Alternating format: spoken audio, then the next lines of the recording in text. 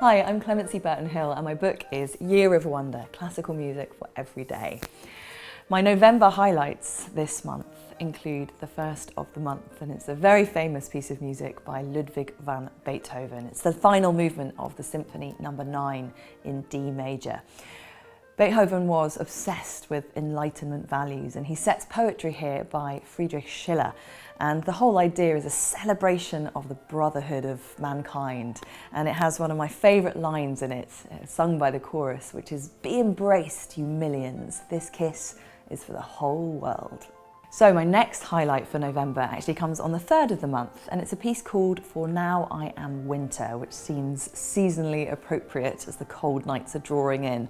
This is by a contemporary composer called Arnold, who was born in 1986, and I think he's amazing. He's a really interesting guy, kind of playing around on the borderlands of electronic and classical music.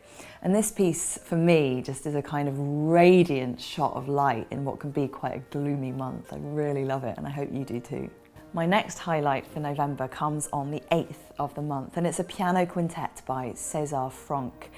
Now, he dedicated it to his best friend, a fellow composer called Camille Saint-Saëns, and Camille Saint-Saëns played the piano part at the premiere. That was the first time he'd ever seen it.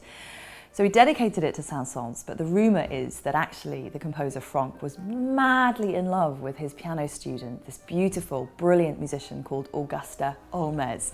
The only problem was that Saint-Saëns was also in love with her, and he'd proposed to her a number of times and she'd rejected him. At which point he called her a Pythoness, which always bothers me slightly, but it's such an emotional piece. And what happened at the premiere is that Saint-Saëns, there are eyewitness reports, was getting more and more flustered, as if he was reading into this piece some kind of decoding of the relationship between Franck and Augusta Olmez.